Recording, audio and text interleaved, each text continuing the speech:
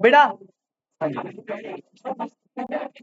नहीं नहीं नहीं, कैसे बनेगा? बस कम्युनिकेशन अच्छी होनी चाहिए अगर आपको अच्छी फर्म्स में चाहिए तो। अगर आपको बिग फोर में चाहिए तो बिग फोर में पहली बात आप डायरेक्ट एंट्री नहीं लेते, वो आपको फाउंडेशन रूट से जाना पड़ेगा, कंडीशन नंबर 1। कंडीशन नंबर 2, आपका intermediate both groups preferably first attempt में होना चाहिए। प्रेफरेबली, ऐसा नहीं है कि फर्स्ट अटेम्प्ट में नहीं हुआ तो होगा ही नहीं, ऐसा कुछ भी नहीं है। अगर फर्स्ट अटेम्प्ट में हो गए दोनों ग्रुप साथ में तो आपको बहुत अच्छी प्रायोरिटी मिलेगी। और तीसरी बात है, ये सब बोलने वाली बात है बेटा, वहां पे लगती है जैक। तुम फर्स्ट ग्रुप, तुम दोनों ग्रुप साथ में कर लो, तुम कितना टॉप मान लो, कुछ भी कर लो, अगर तुम्हारा रेफरेंस है तो लग जाएगा। मैंने ऐसे भी स्टूडेंट देखे हैं जिनका जिनका इंटरमीडिएट 3 अटेम्प्ट में निकला हुआ है और बिना इंटरव्यू के बैठे हुए बिग फोर में या अच्छी फर्म्स में। तो वो आपकी रेफरेंस कितनी तगड़ी है उस पर भी मैटर करता है। मोटिवेट, चलो रेफरेंस रेफरेंस, हाँ अभी रुक जाए यार क्लास के बाद। अब सुनो भाई, बेटा लास्ट क्लास में हमने आपके साथ, बारिश हो रही है क्या बाहर?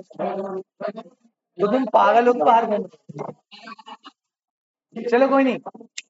बेटा लास्ट क्लास में मैंने आपको unit number 10 Indian economy start कराया था, और इस यूनिट में, लास्ट यूनिट है हमारी, इस यूनिट में मैंने आपको सबसे पहले एंशिएंट इंडिया के बारे में बताया। एंशिएंट इंडिया के बारे में हमने छोटा सा पैराग्राफ पढ़ा। फिर मैंने आपको प्री इंडिपेंडेंस बताया। क्या बताया? प्री मतलब इंडिपेंडेंस से पहले, यानी कॉलोनियल रूल, यानी ब्रिटिश एरा। ब्रिटिश एरा में हमने देखा भाई उन्होंने क्या डिस्क्रिमिनेटरी टैरिफ पॉलिसी ले आए, मैन्युफैक्चरिंग सेक्टर पे 3 पॉइंट लाए, कैसे कैसे उन्होंने डैमेज करा, कुछ important data, cotton industry, jute industry कैसी रही। मतलब मैंने आपको एंशिएंट इंडिया पढ़ा दिया, मैंने आपको प्री इंडिपेंडेंस पढ़ा दिया। अभी जो करंट टॉपिक चल रहा है वो है topic number 3, that is post independence. कौन सा टॉपिक है? Post independence. आपको मैंने बताया कि इंडिया ने, सबसे पहली बात तो याद रखना, पोस्ट इंडिपेंडेंस हमारा लिटरेसी रेट कितना था? जस्ट अबव 18%, और लाइफ एक्सपेक्टेंसी वॉज 32 ईयर्स। दूसरी चीज आपको याद रखनी है, 1950 में प्लानिंग कमीशन आया। कौन आया बेटा?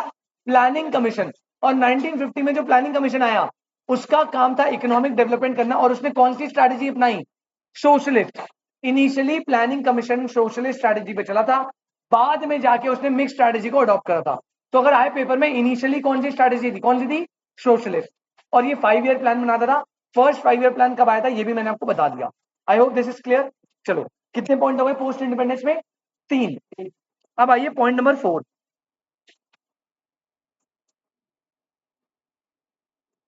अब आइए बेटा पॉइंट नंबर 4। नहीं नहीं, नॉर्मल चल रहा है, नॉर्मल चल रहा है। अभी हॉरिजॉन्टल वाला छोड़ दो, सब छोड़ दो। हॉरिजॉन्टल वाला मैं सबका बाद में ही कराऊंगा, लास्ट में की बारी में। अभी तो कुछ करा ही नहीं, नॉर्मल वर्टिकल चलाओ, वर्टिकल चलाओ, हॉरिजॉन्टल में चलाना। 1 2 3 हो गए। अब सारे बच्चे पॉइंट नंबर 4 इसी के नीचे से स्टार्ट कर दो, बिना कोई स्पेस छोड़े। फ्रेश पे जो है कुछ भी हो, सीधा स्टार्ट कर दो। हम बाद ही में देखेंगे, हॉरिजॉन्टल वाला मैं समरी में करवा दूंगा आपको अलग से। इसके बाद बेटा अगला पॉइंट, प्लीज इसे इंपॉर्टेंट मार्क कर लीजिएगा। अगला पॉइंट है बेटा industrial policy resolution 1948। Post independence में 4th पॉइंट चल रहा है बेटा। इसे बोलते हैं आईपीआर। क्या बोलते हैं? ये आपने पढ़ा था बचपन में, लेकिन आपने 1948 वाला नहीं पढ़ा, आपने पढ़ा 56 वाला। वो देखो नालायक 46 बोल रहा है। पहली बार 48 में आया है और ये 46 वाला पड़ गया। क्या बात है बेटा, आपके सिलेबस में जो था 12th में, वो सेकंड आईपीआर था 1956। याद है उसमें क्या हुआ था? 3 tier classification, schedule A B C, और लाइसेंसिंग लेकर आए थे, वो 1956 में था। अब आपके सिलेबस में 48 भी इतना नहीं है, पहले होता था, लास्ट ईयर तक था, इस बार नहीं है इतना। तो बस जितना है मैं उतना लिखवा रहा हूँ बेटा। अभी हमें जो पढ़ना है वो है आईपीआर 1948। कौन सा? आईपीआर 1948। अब आईपीआर 1948 में क्या करा, तो इसके अंदर लिख लो पहले। आईपीआर 1948 के अंदर क्या करा, लिख लो। Expand role of public sector. वैसे ये सिमिलर है 56 की तरह ही, बट पहले इसमें लिख लो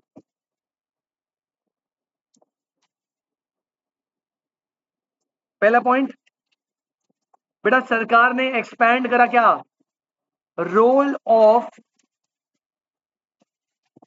पब्लिक सेक्टर, मतलब इंडस्ट्री के केस में सारा का सारा रिस्पॉन्सिबिलिटी गवर्नमेंट ने किसको दे दिया, अपने आप को, पब्लिक सेक्टर को। पॉइंट नंबर 2,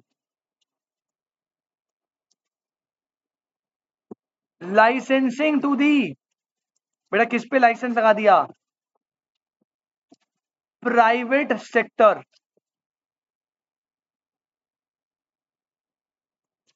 पॉइंट नंबर 3 बस रीड करना है, पहला पब्लिक सेक्टर के रोल को बढ़ाया, प्राइवेट के रोल को कम करा, कैसे कम करा, लाइसेंस लगा के।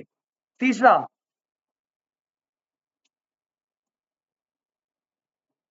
स्टेट मोनोपोली, बेटा स्टेट का मतलब वो स्टेट नहीं है, स्टेट मतलब होता है गवर्नमेंट, यहां पे स्टेट का मतलब क्या है, गवर्नमेंट, लिख लेना ब्रैकेट में government.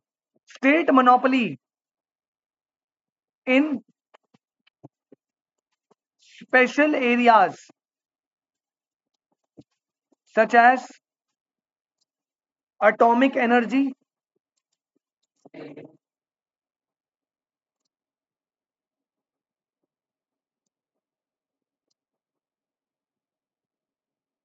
Comma arms and ammunition and railways. तो आईपीआर में सरकार ने 3 इंडस्ट्री में क्या कर दिया था, मोनोपोली। मोनोपोली समझते हो ना, जहां पे और कोई एंटर नहीं हो सकता, सिंगल सेलर है। इसके अलावा बस हो गया खत्म, आईपीआर में इतना ही। मैं फिर से बता रहा हूं, इसमें इतना सब करा था, क्या बताओ, सीएस में जब आप इसे पढ़ोगे, सीएस वाले की बुक देखना, 10 पन्नों का आईपीआर 48 है, 10 पन्नों का। लेकिन फिर से हमें जितना काम है, मैं बस उतना लिखा रहा हूं जितना आपकी बुक में लिखा है, उसके अलावा ना कोई एक फालतू पॉइंट बता रहा हूँ, ना कम पॉइंट बता रहा हूं, ठीक है ना। थोड़ा रिजिड रहेंगे क्योंकि फिर कंटेंट बहुत बढ़ जाएगा अगर मैं अपनी तरफ से एक्स्ट्रा चीजें बताऊं। वैसे जैसे आपको कहते हैं 56 में इंडस्ट्री 3 टाइप में कैटेगरी होती, शेड्यूल एबीसी, इसमें 6 टाइप थे। इसमें कितने टाइप थे, 6, मतलब इन्होंने 6 सेक्टर्स में डिवाइड करा था। पहला सेक्टर जिसमें पब्लिक आ सकता है, सरकार, सेकंड में पब्लिक प्राइवेट आएगा, ऐसे करके कॉम्बिनेशन में 6 इंडस्ट्री बनाई थी। लेकिन आपके सिलेबस में नहीं है तो क्यों पढ़ना फालतू, छोड़ो। 4 पॉइंट हो गए बेटा। नेक्स्ट आइए, पोस्ट इंडिपेंडेंस टॉपिक चल रहा है, पॉइंट नंबर 5। अब याद रखना, अगला टॉपिक एक और है, ये है, लिखो 2 इकोनॉमिक फिलोसफीज इन 1950s।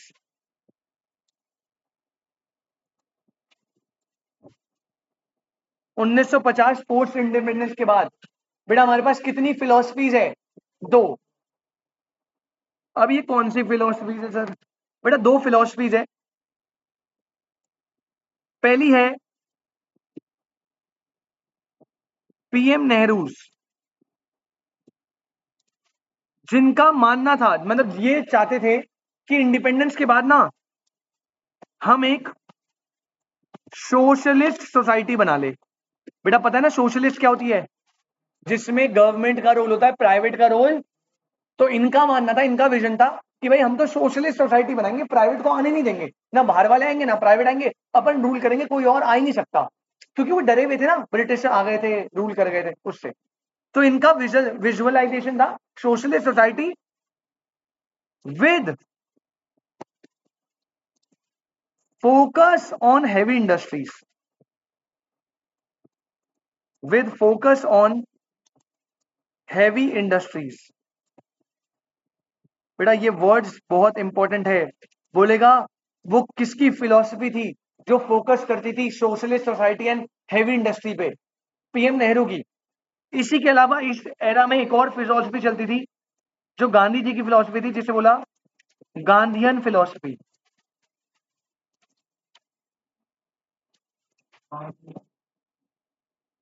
हाँ कुछ और मत बना देना सर, क्या मेरे से बोलने से पहले तुम दांत फाड़ कैसे रहे हो, डबल मीनिंग भाई, मैं तो डबल मीनिंग सोचता, तुम लोग ट्रिपल 4 टाइम्स वाली क्या क्या, तूने बंदी ही बोला था छिछोरे, चुप रहे। खुद मंदी बोल रहा है, मेरे को बोल रहा है। अच्छा बेटा, दूसरा था गांधी जी की फिलॉसफी, जिनका मानना था small scale and cottage industries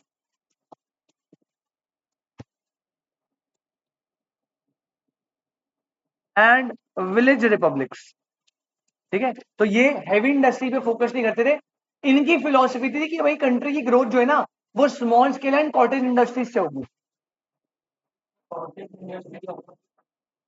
village republics मतलब विलेज पे इंडिपेंडेंट हो, गाँव गाँव पे बोलो कि आप स्मॉल इंडस्ट्रीज खोलो, अपनी अपनी, हाँ, आत्मनिर्भर बनो। स्मॉल की कैटेगरी होती है बेटा, छोटी इंडस्ट्री जिसमें कम इन्वेस्टमेंट चाहिए, कम लेबर एम्प्लॉय चाहिए, ऐसे। जो, हाँ, जो लार्ज स्केल इंडस्ट्री होती है जिसमें लेबर इंटेंसिव कम होता है, कैपिटल मशीन इंटेंसिव ज्यादा होता है। टू फिलोसफीज याद रहेगी बेटा, क्लियर है? ये पोस्ट इंडिपेंडेंस चल रहा है, पॉइंट नंबर 1 2 3 4 बड़ा था, 5 आ गया। इसके बाद नेक्स्ट आइए बेटा, पॉइंट नंबर 6।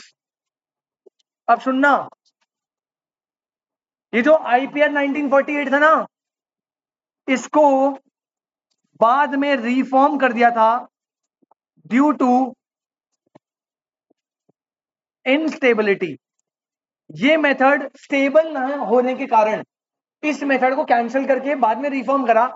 और बेटा रिफॉर्म कर कर हम लेकर आए नया कॉन्सेप्ट जिसका नाम था industrial policy reform due to instability, 1956, जो आपने 12th क्लास में मेजर पढ़ा था। आरती राशि, अगर आप पे पेपर में क्वेश्चन आया फर्स्ट आईपीआर कब आया था, 48 में, पर वो इंस्टेबिलिटी की वजह से हट गया बाद में जाके, और सेकंड आईपीआर कब आया, 56 में। ठीक है, याद रखना।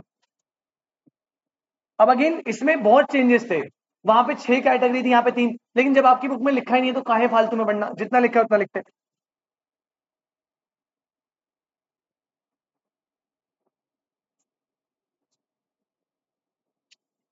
इसने भी क्या करा बेटा, इसमें भी एक प्रॉब्लम थी, इसमें लिखो एनकरेज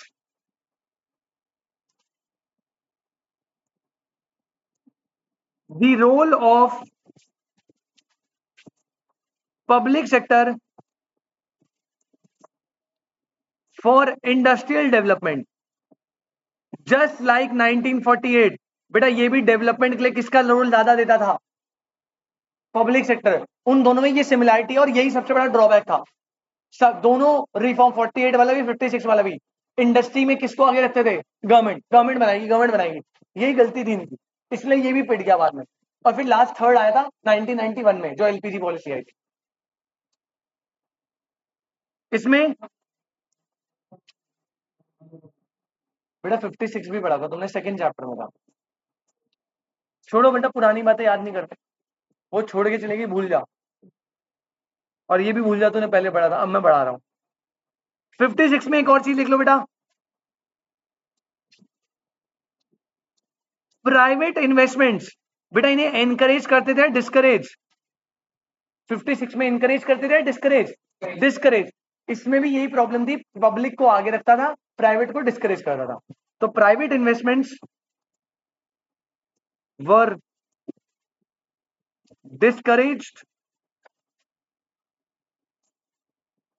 पॉइंट नंबर 3, इससे बेटा क्या हुआ था, long lasting negative consequences, long lasting negative consequences for industrial growth. और इससे इंडस्ट्री की ग्रोथ में बहुत ज्यादा नेगेटिव कॉन्सिक्वेंस आए, क्योंकि आपको पता है बेटा जहां पे ग्रोथ करनी है वहां पे प्राइवेट सेक्टर को लाना पड़ेगा, कंपटीशन क्रिएट करना पड़ेगा, सरकारी चीजें नहीं चलती सही। आज से पहले, अब तो फिर भी ठीक है, आज से 10 साल पहले आप बैंक में चले जाओ, जब तक आपकी चप्पल ना तोड़वा देना तब तक भाई साहब काम नहीं करते आपका, ये है, ये सीन है। और प्राइवेट बैंक में आप चले जाओ, आपको आपके घर वालों से ज्यादा इज्जत देंगे, चाय वाय भी पूछेंगे तुम्हें, अगर तुम्हारे अकाउंट में थोड़े पैसे है तो। वो कंडीशन है बस। हाँ, ठीक है, तो ये तो होता है। आगे बढ़ते हैं भाई। हाँ हाँ,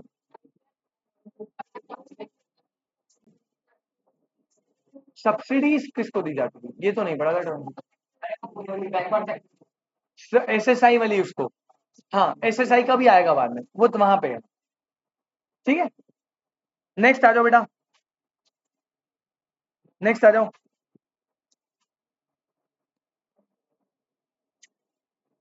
अब बहुत, यार अगर तुम देखो बातें करोगे ना तो फिर ये नहीं होगा खत्म।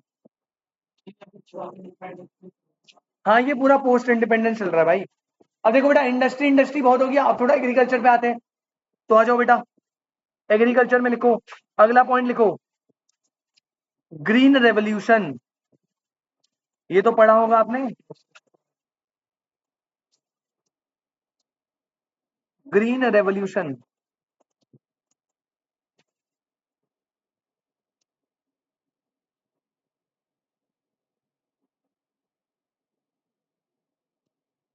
अब जिनको याद है बहुत अच्छी बात है, नहीं है तो बेटा देख लो, सब एक बार फटाफट जल्दी से नोट कर लेना साथ साथ। पहली बात बेटा, ग्रीन रेवोल्यूशन जो है,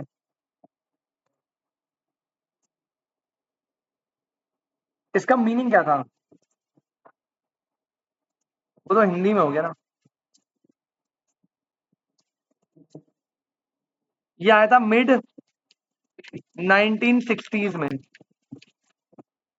और इसका मीनिंग क्या था? इट रेफ अबे, क्या पढ़ रहा है तू 12th में? कह रहे डिस्करेजमेंट ऑफ पेस्टिसाइड्स। अबे इनकरेज करा था, डिस्करेज कर रहा है। It refers to sudden and drastic increase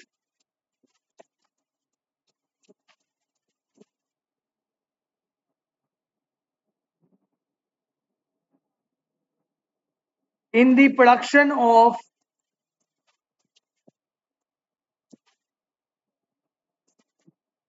food grains. It refers to sudden and drastic increase in the food production of food grains due to use of number A,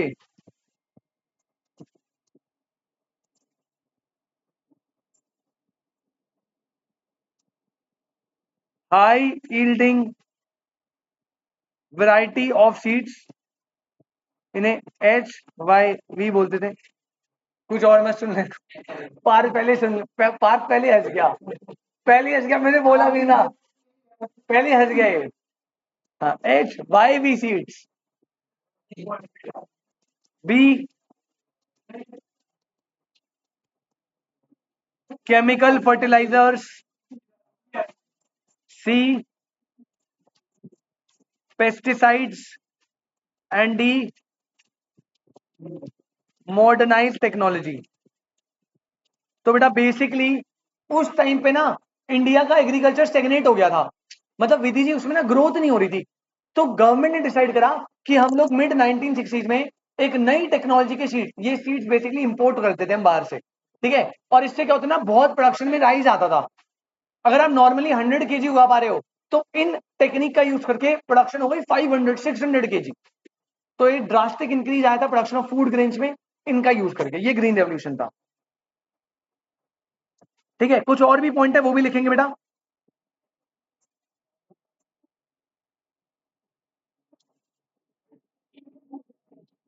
modernise technology,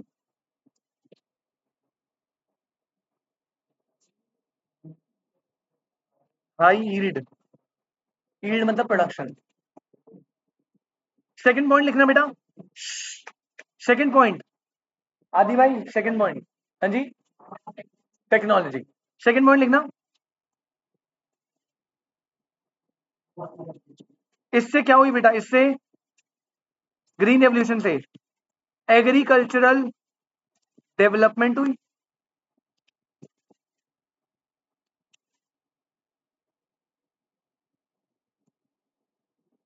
इसमें irrigation facility मिली farmer को,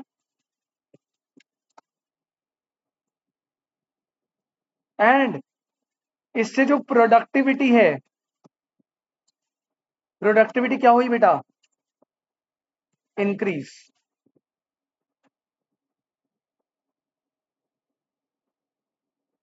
productivity increase हुई, bracket में लिख देना specially बेटा wheat की।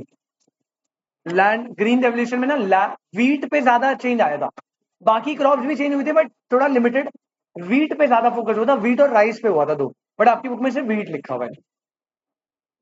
अब ये वीट है, वीट। हाँ, कहीं वीट समझ के वो आओ दबा के, वीट टा टा टा टा। हाँ, ये लिखा, 2 पॉइंट हो गए ग्रीन रेवोल्यूशन में। ग्रीन रेवोल्यूशन में नेक्स्ट पॉइंट लिखो।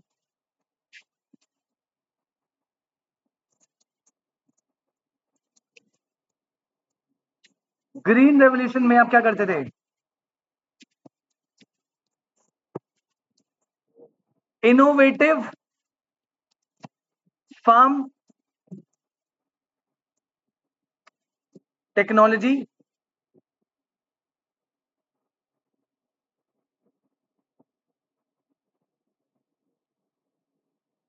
which significantly increased food grains production and overcome India's food problem. तो बेटा इसने बहुत हेल्प करी इंडिया की फूड प्रॉब्लम को ओवरकम करने के लिए। ये आपका एक और पॉइंट हो गया पोस्ट इंडिपेंडेंस। कितने पॉइंट हो गए टोटल? 1 2 3 4 5 6 7।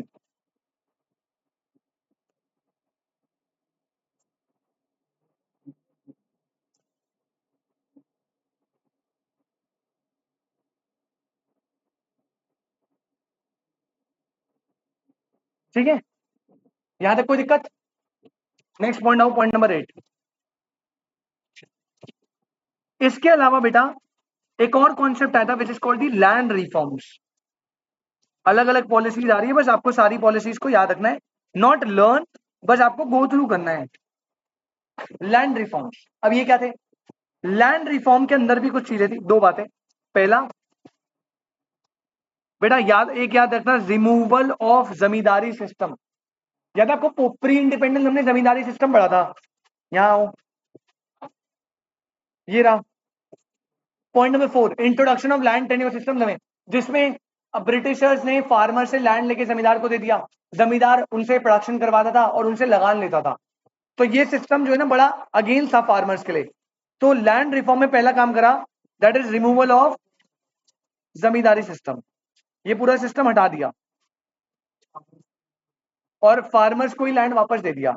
तो रिमूवल ऑफ जमींदारी सिस्टम, एक पॉइंट ये डाल लो।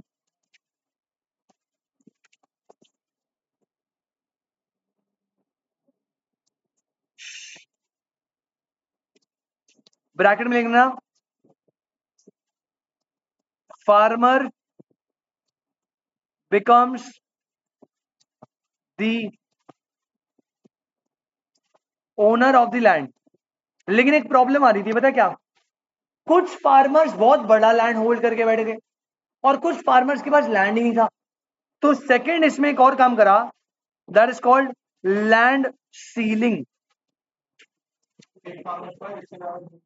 Very good. तो लैंड सीलिंग क्या होती है? Maximum amount of land that a person can hold. बेटा एक लिमिट फिक्स कर दी और इस लिमिट के बियॉन्ड जिसके पास भी लैंड हुआ, फॉर एग्जांपल 2 हेक्टेयर पर पर्सन, अब आपकी फैमिली में 4 मेंबर है तो आप 8 हेक्टेयर लैंड ले सकते हो। उसके ऊपर अगर आपके पास कोई भी लैंड है तो सरकार आपसे फोर्सफुली वो लैंड टेक ओवर कर लेगी और स्मॉल फार्मर को दे देगी। इसका मोटिव था कि लैंड का इक्वल डिस्ट्रीब्यूशन हो जाए, हर फार्मर के पास लैंड हो, वो कुछ कमा पाए। ठीक है, ये एक और कॉन्सेप्ट आ गया। बस ऐसे ही चल रहे पॉइंट, कितने हो गए? 8 हो गए ना।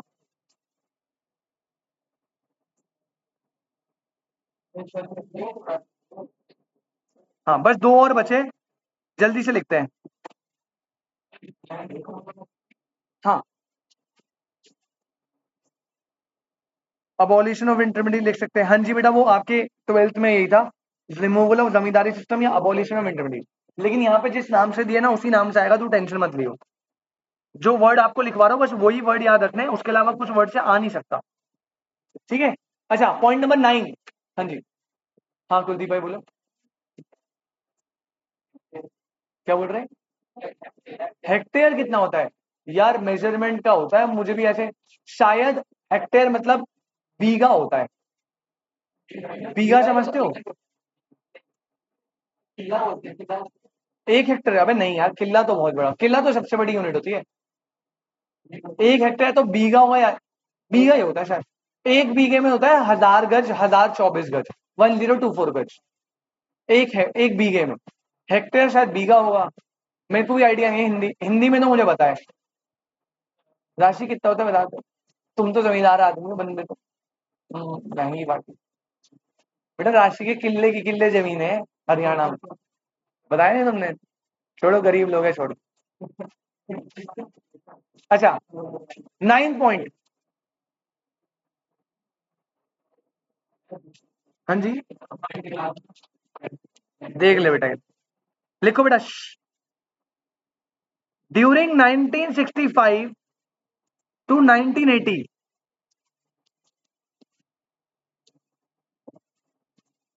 बेटा जो इकोनॉमिक परफॉर्मेंस है ना,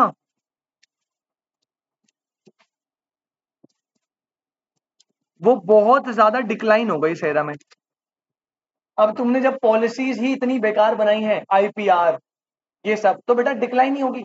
तो पॉलिसी बनाने के बाद 1965 से 1980 तक भाई भट्टा बैठ गया इकोनॉमी का। इतनी डिक्लाइन, ग्रोथ ही नहीं हो पा रही।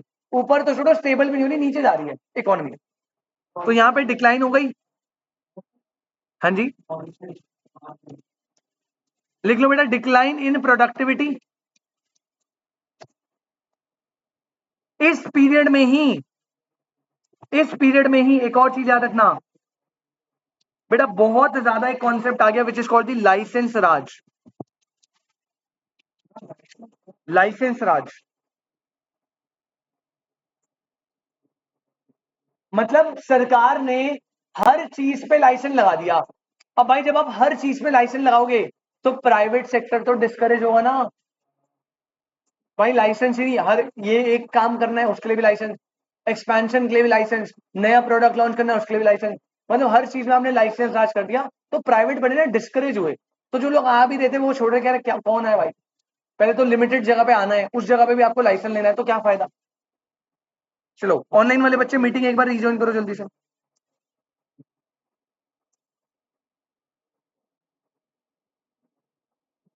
Licence Raj.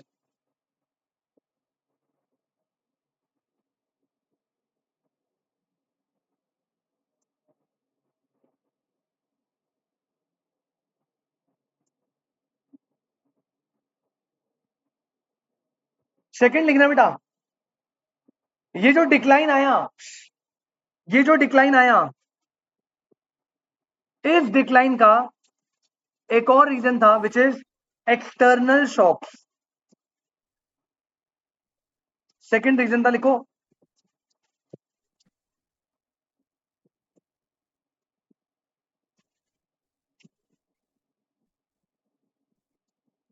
दैट इज बेटा, इस बीच में हमने 3 वॉर्स लड़ी थी, 1962, 1965, 1971।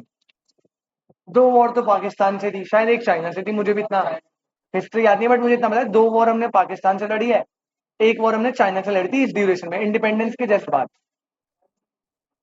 चाइना से हार गए थे, पाकिस्तान से 2 जीतो। चाइना यार स्ट्रांग था उस टाइम पे।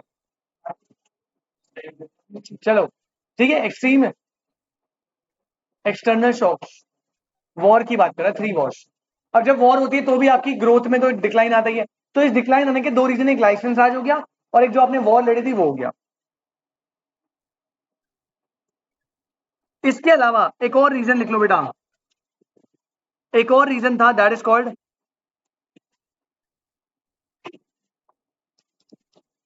Oil shocks.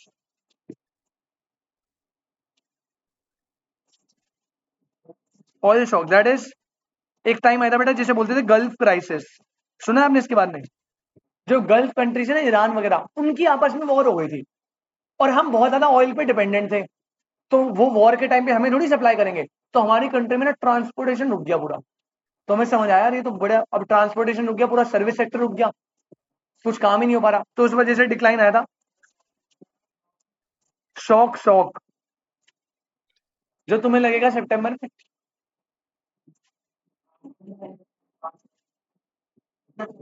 तो शौक क्या होगा, तो खुशी होगी। नहीं नहीं, वो तो खुशी होगी।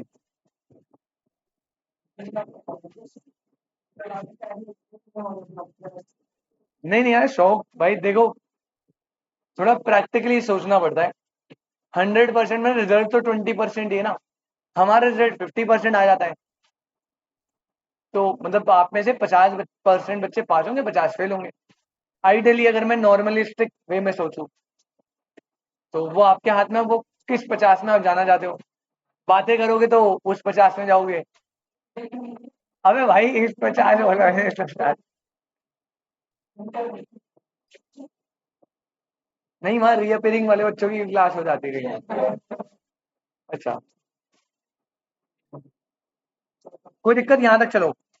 नेक्स्ट पॉइंट बेटा, बिल्कुल। अब ये कितने हो गए, 9 पॉइंट हो गए, 10 पॉइंट हो गए?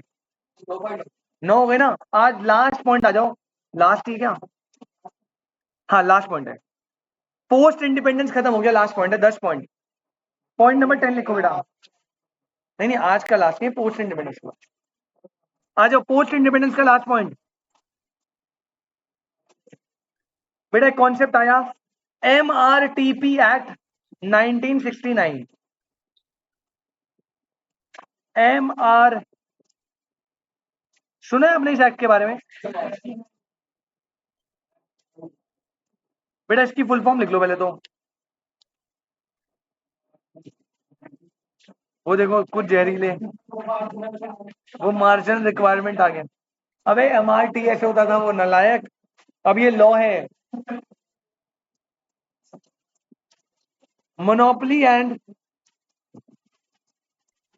Restrictive trade practices.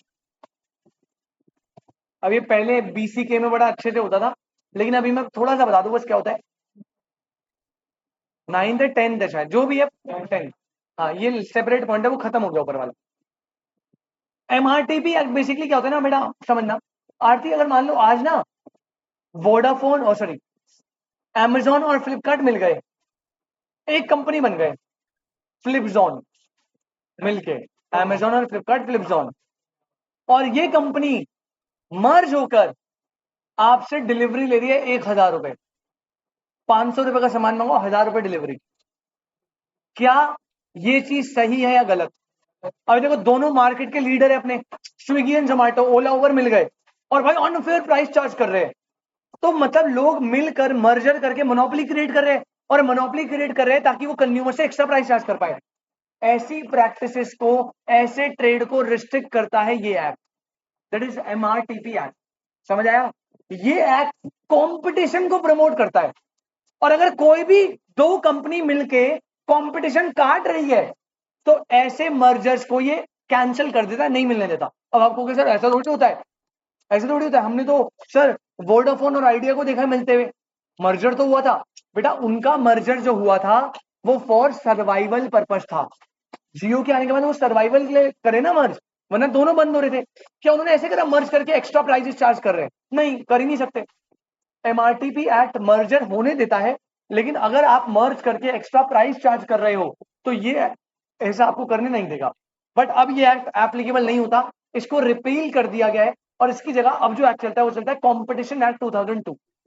ठीक है, मुझे नहीं पता, आप नहीं पढ़ोगे तो शायद CS में पढ़ाते हैं, आप तो पढ़ोगे नहीं। तो MRTP एक्ट 1969 भी है, अब ये नहीं चलता, अब चलता है कॉम्पिटिशन एक्ट 2002। नाम चेंज हो गया बस एक्ट का, चीज वही। हाँ, तुम्हें याद नहीं रखना कुछ भी यार।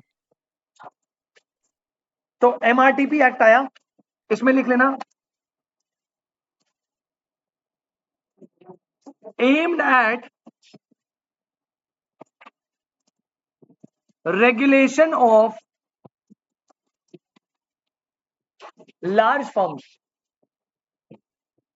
शुभम नोट कर ले बेटा, बाद में किसी ने मेरे से नोट्स मांगे ना पेपर के टाइम पे, एक नोट नहीं दूंगा किसी को भी, एक नोट, क्योंकि सब सब लिखवाया हुआ है। बाद में नोट्स मत मांग लेना कोई सा भी बच्चा कि इसके नोट भेज दो, उसके नोट भेज दो। Aimed at regulation of large firms which had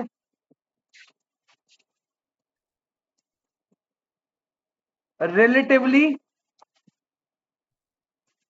large market power, जिसके पास मार्केट को इन्फ्लुएंस करने की पावर है, उन पे ये रिस्ट्रिक्शन लगाता है कि वो अनफेयर चीजें ना करे कस्टमर के लिए।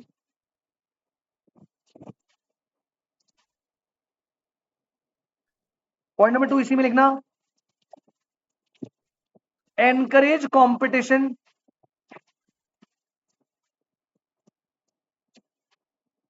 of between firms, encourage competition between firms and ensure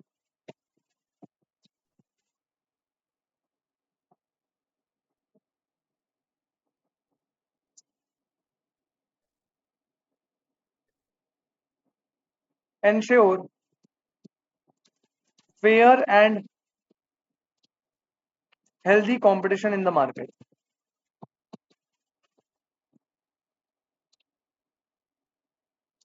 ठीक है, नाम, फुल फॉर्म और डेट याद रखना मेन, बाकी एज सच आपको कुछ काम का है नहीं।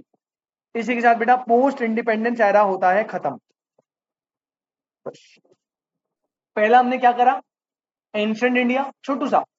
सेकंड हमने क्या करा, प्री इंडिपेंडेंस कॉलोनियल रूल में उन्होंने क्या करा था। उसके बाद हमने कहा पोस्ट इंडिपेंडेंस, जब हमने इंडिपेंडेंस ले ली तो इंडियन गवर्नमेंट ने क्या करा, भाई ग्रीन रेवोल्यूशन आया, आईपीआर 2 बार आया, 48 में 56 में, बहुत डिक्लाइन आया वॉर्स वगैरह की वजह से। इसके अलावा एमआरटीपी एक्ट आया, लाइसेंस राज, लैंड रिफॉर्म्स, मतलब हमने सारी चीजें हमने देख ली कि पोस्ट इंडिपेंडेंस क्या क्या रहा। पहले बताइए बेटा पोस्ट इंडिपेंडेंस में कोई दिक्कत। अब जरा इधर आओ। हाँ अब एक बात बताओ, अभी एक सेकंड ना, अब एक बात बताओ, इसके अकॉर्डिंगली अब नेक्स्ट लिस्ट में कौन है, अर्ली लिबरलाइजेशन। अभी 1991 नहीं आया, अभी आप देखो यहाँ पे हमने लास्ट बात ना 1980s तक की करी है, अब 1981 आया, जब पूरी बैंड बज गई, सरकार को समझ आ गया भाई अगर अब हमने पॉलिसी चेंज नहीं करी तो भाई साहब लंका लग जाएगी, भट्टे बैठ जाएंगे। तो अब उन्होंने पॉलिसीज को चेंज करना स्टार्ट करा। कैसे चेंज करेंगे, जहां पे पहले वो पब्लिक को एनकरेज कर रहे थे, प्राइवेट को रिस्ट्रिक्ट कर रहे थे, अब वो प्राइवेट को एनकरेज करेंगे और पब्लिक सेक्टर का रोल क्या करेंगे, कम। This is what LPG, right. हाँ बट अभी हमें एग्जैक्ट एलपीजी नहीं बढ़ना, अभी मैं आपको अर्ली लिबरलाइजेशन पढ़ा रहा हूं। तो पेपर में 2 क्वेश्चन आते हैं, अगर उसने बोला अर्ली लिबरलाइजेशन तो बेटा वो 1981 के फेज की बात कर रहा है, और अगर लिबरलाइजेशन बोला है एलपीजी न्यू इकोनॉमिक पॉलिसी तो वो 1991 में आई। Is it clear. चलिए तो आप हेडिंग डाल लीजिए,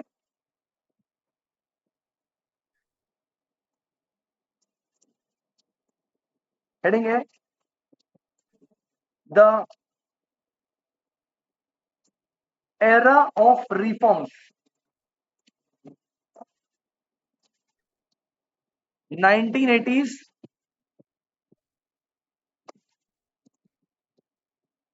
अर्ली लिबरलाइजेशन।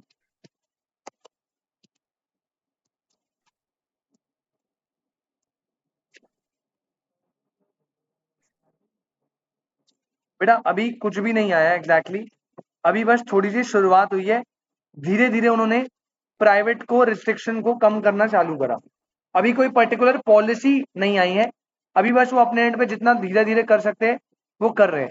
एग्जैक्ट पॉलिसी 1991 में आई थी। The era of reforms 1980s early liberalisation.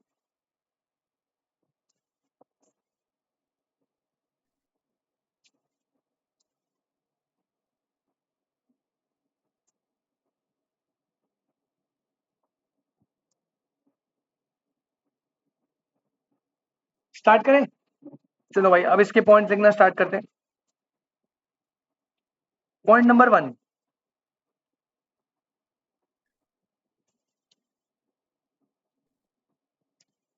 पहला पॉइंट, अर्ली लिबरलाइजेशन आया था 1980s में। प्रिसाइज हो जाओ तो 1981 से लेके 1989। ये एरा था।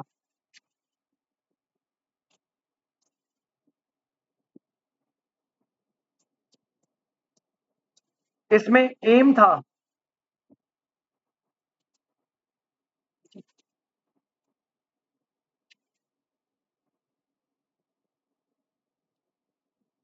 रिमूव या फिर reduce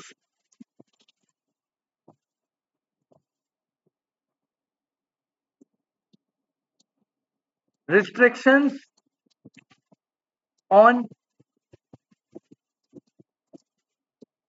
private sector.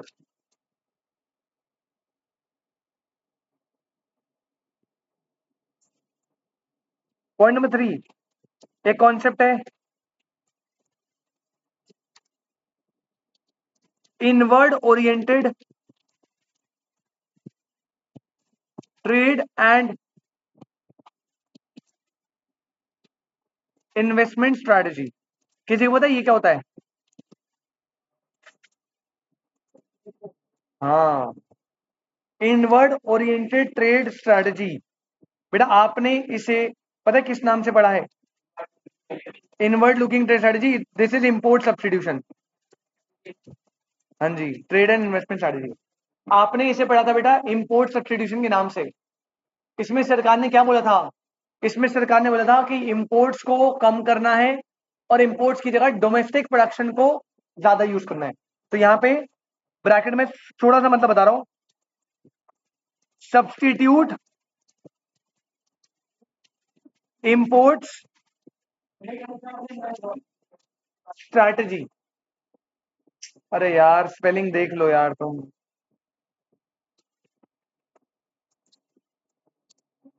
Substitute imports from domestic production, ये इसका मतलब था। तो ये भी एक कॉन्सेप्ट इंट्रोड्यूस हुआ था, अर्ली लिबरलाइजेशन।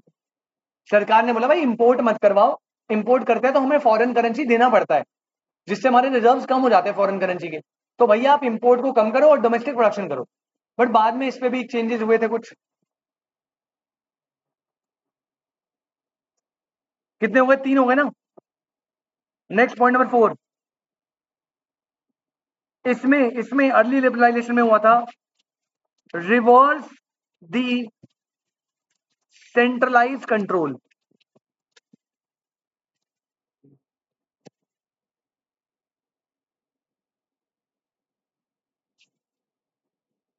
इसका मतलब समझ लो अब क्या है? सेंट्रलाइज कंट्रोल मतलब होता है गवर्नमेंट कंट्रोल, और गवर्नमेंट कंट्रोल को क्या कर रहे हैं हम? रिवर्स। मतलब कंट्रोल गवर्नमेंट से किसको दे रहे हैं? तो बेटा यहां पे गवर्नमेंट के रोल कम करके हम प्राइवेट का रोल क्या कर रहे हैं? ज्यादा। और ये करते ही पता है सरकार ने क्या देखा? Higher growth rate. पिछले सारे सालों में से रेट जो है ग्रोथ का वो ज्यादा होने लग गया in 80s। Higher growth rate during 80s compare to previous 3 decades.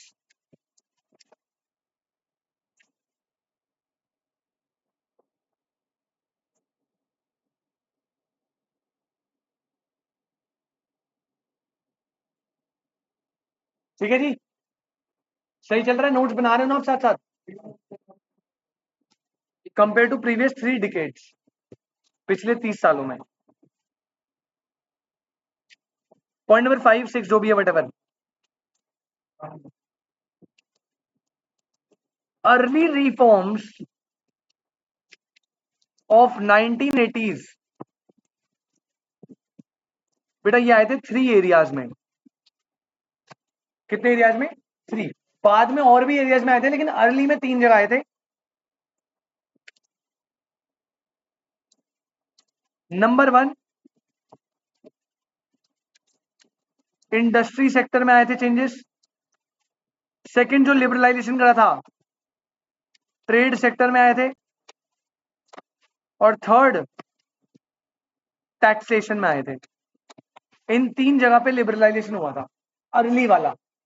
बाद में 2-3 जगह और ऐड हुए थे, बट अभी तो अर्ली वाले की बात हो रही है, तो 3 जगह पे।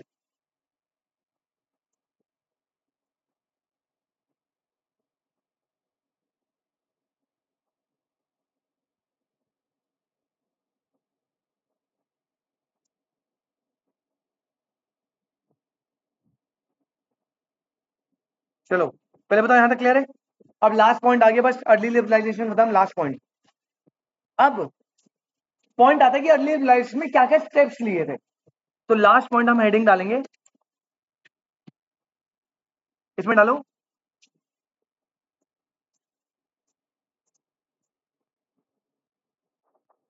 रिमूविंग, इन ऐसे लिखो, इन अर्ली लिबरलाइजेशन,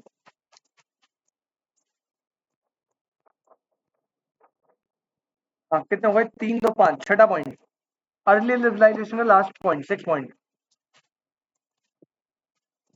इन अर्ली लिबरलाइजेशन या early reforms, comma, government remove constraints on growth. Constraint मतलब समझते हो ना, कॉन्स्टेंट मतलब रोकना, या जो ग्रोथ के बैरियर्स थे उनको रिमूव करा on growth, and create more dynamic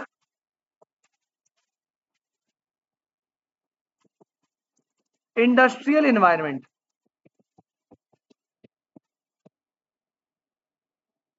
bye. अब आपके पॉइंट स्टार्ट होते हैं बेटा। अब क्या क्या करा,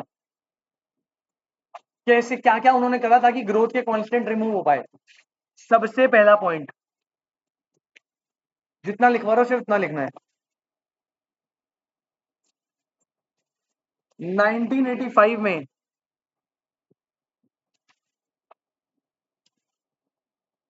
डी लाइसेंसिंग कर दी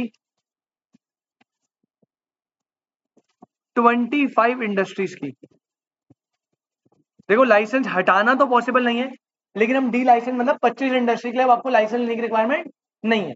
ये पहला एक फ्रीडम दिया प्राइवेट को इंकरेज करने के लिए। दूसरा, ब्रॉड बैंडिंग कर दी। सर इसका क्या मतलब है? इसका मतलब है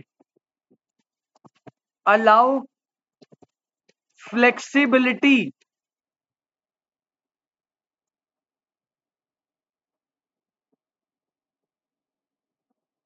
एंड रैपिड चेंज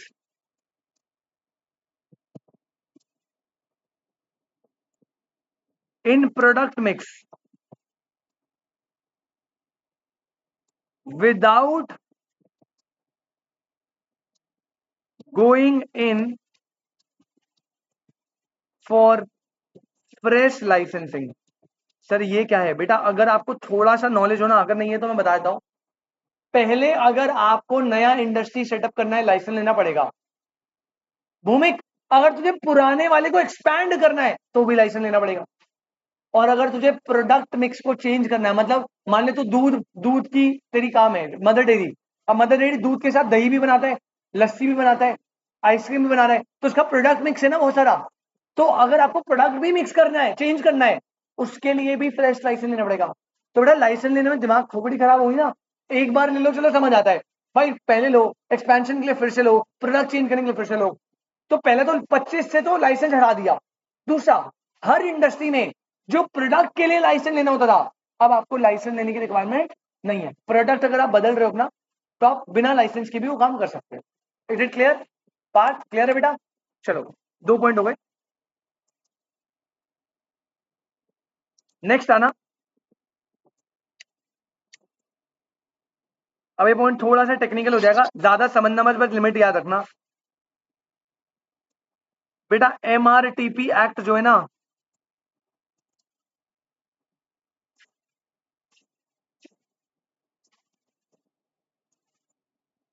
उसकी regulations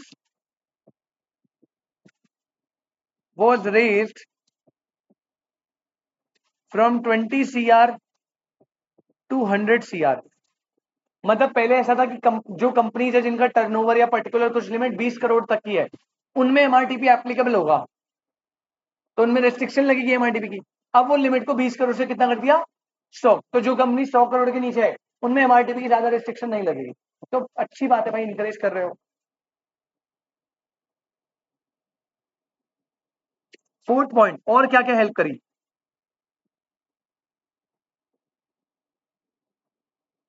reduced the taxation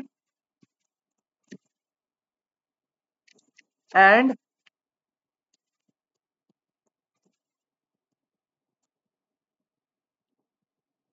multi point excise duty को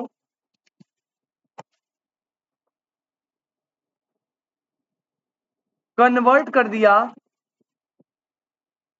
मॉड वैट में। फुल फॉर्म याद रखिएगा सर, पहले एक ड्यूटी लगती थी मल्टी पॉइंट एक्साइज ड्यूटीज, ये मैन्युफैक्चरिंग सेक्टर पे लगती थी ड्यूटी, इनडायरेक्ट टैक्स सेक्टर का। उसे कन्वर्ट करके मॉड वैट में बना दिया, यानी इसका मतलब होता है मॉडिफाइड वैल्यू एडेड टैक्स। ये एक फ्रीडम दिया। फिफ्थ पॉइंट,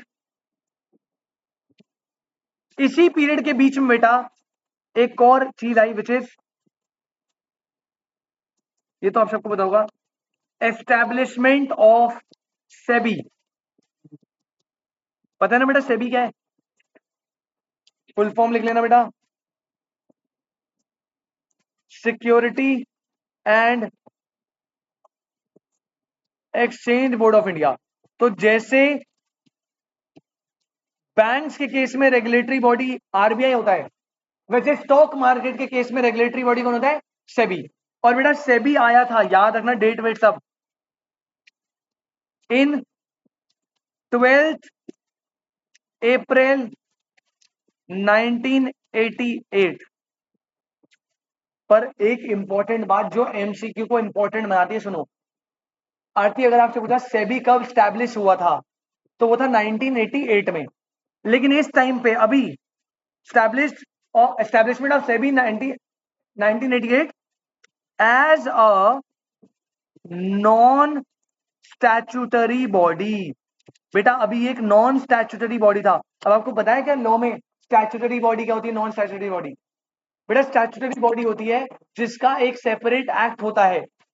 जैसे आरबीआई एक स्टैच्यूटरी बॉडी है क्योंकि उसके लिए आरबीआई एक्ट 1934 बना है। आईसीआई, आप जब आईसीआई का लोगो देखोगे नीचे लिखा होगा and separate act of parliament, क्योंकि आईसीआई का एक सेपरेट एक्ट है 49, आईसीआई एक्ट 1949। तो जिनका भी कॉन्स्टिट्यूशन के थ्रू एक सेपरेट एक्ट बना है पार्लियामेंट में, उसे बोलते हैं स्टैच्यूटरी बॉडी, क्योंकि वो लॉ में रिकॉग्नाइज्ड है। और जिनका सेपरेट एक्ट में स्टैब्लिश हुई है वो होती है non statutory.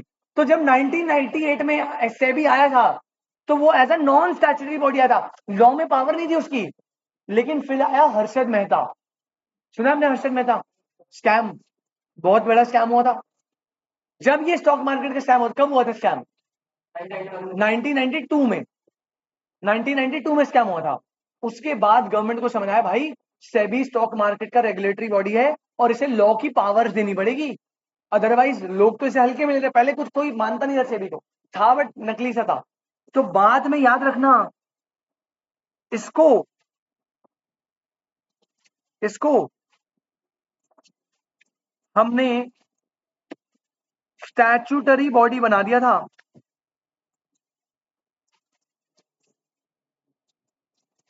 By SEBI act 1992।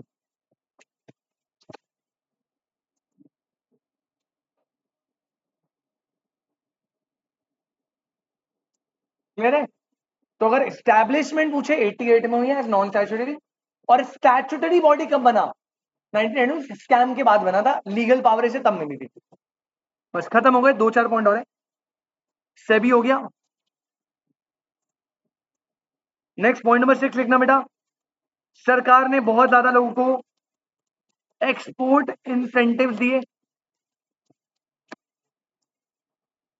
जो लोग कंट्री में एक्सपोर्ट करते हैं वो कंट्री में फॉरेन करेंसी लेकर आते हैं ना, तो उनका फायदा होना चाहिए। तो सरकार ने जो एक्सपोर्टर्स थे उनको फायदे दिए, बेनिफिट दिए कि तुम पर टैक्स कम लगेगा, कुछ भी बेनिफिट हो सकते हैं, ताकि वो ज्यादा से ज्यादा एक्सपोर्ट करे और कंट्री में पैसा आए।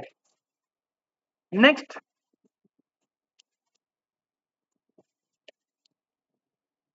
जो फॉरेन एक्सचेंज रेट है was set at a realistic level. आपको पता है ना $1 कितने का है, फॉरेन एक्सचेंज रेट बोलते हैं इसे। और पहले हम सरकार डिटरमाइन करती थी, अब तो डिमांड सप्लाई से होता है, पर पहले सरकार डिटरमाइन करती थी। पहले फिक्स मेथड था, बाद में फ्लेक्सिबल हुआ था 1991 में। तो पहले गवर्नमेंट बताती थी, अब गवर्नमेंट ने ना, अगर कोई अनरियलिस्टिक $1 ₹10 का है, क्या कोई हमसे डॉलर परचेज सेल करेगा?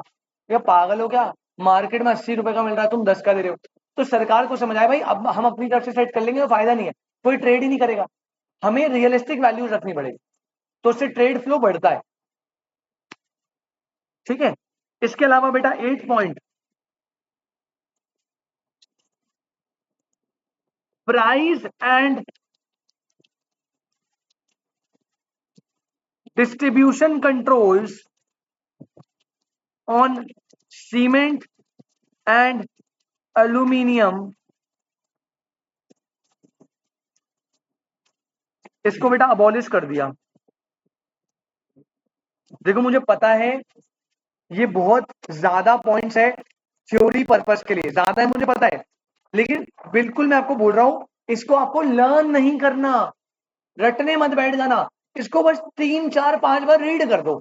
पहली बार पूरा रीड करोगे चैप्टर 2 घंटा लगेगा, अगली बार रीड करोगे 1 घंटा 45 मिनट लगेगा, अगली बार रीड करोगे 1.5 घंटा लगेगा। इतनी बार रीड कर दो कि आप ये रिवाइज कर पाओ 1 से 1.5 घंटे में। और जब पेपर होगा ना आपका, उससे एक दिन पहले इसकी रीडिंग मार देना 1 घंटा पेपर से पहले, खत्म, 10 नंबर हाथ में। कोई रटने नहीं बैठना कि ये करा था वो करा था, आपको बस इतना आएगा कि भाई आईपीआर में क्या था, तो एक ऑप्शन पड़ा दे देगा कि प्राइवेट सेक्टर को इनकरेज करा था कि इनकरेज नहीं, डिस्करेज करा था। तो आपको रटना नहीं है, आपको बस पॉइंट्स को गो थ्रू करना है, माइंड में अपने आप वो बैठ जाती है चीजें, और जब ऑप्शन में आएंगी तो आपको क्लिक हो जाएंगे क्या हुआ था क्या नहीं हुआ था। ठीक है, तो ये अर्ली लिबरलाइजेशन में 25 industry delicense, product mix के लिए भी लाइसेंस नहीं लेना, एमआरटीपी की लिमिट को 20 करोड़ से कितना कर दिया, 100 करोड़, टैक्सेशन कम करा, और मल्टी पॉइंट एक्साइज ड्यूटी को मॉड वैट में कन्वर्ट कर दिया। सेबी आया 88 में, नॉन स्टैट्यूटरी बॉडी, स्टैट्यूटरी कब कन्वर्ट हुई थी, 1992 में। एक्सपोर्ट इंसेंटिव दिए, एक्सचेंज रेट को रियलिस्टिक लेवल पे लाए, price and distribution control cement aluminium में हटा दिया। इसके अलावा लास्ट पॉइंट नंबर 9 लिख लो बेटा,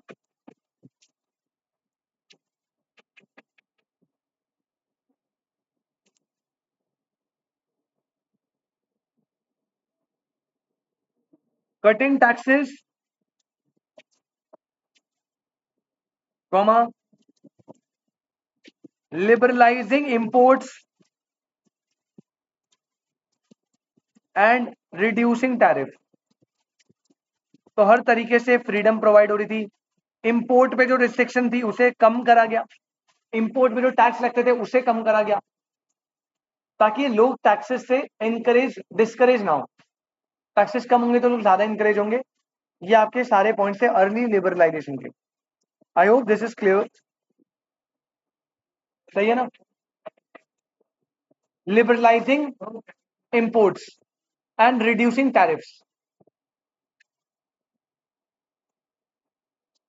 चलो भाई, कितने पेज हुए अभी तुम्हारे, कितने पेज?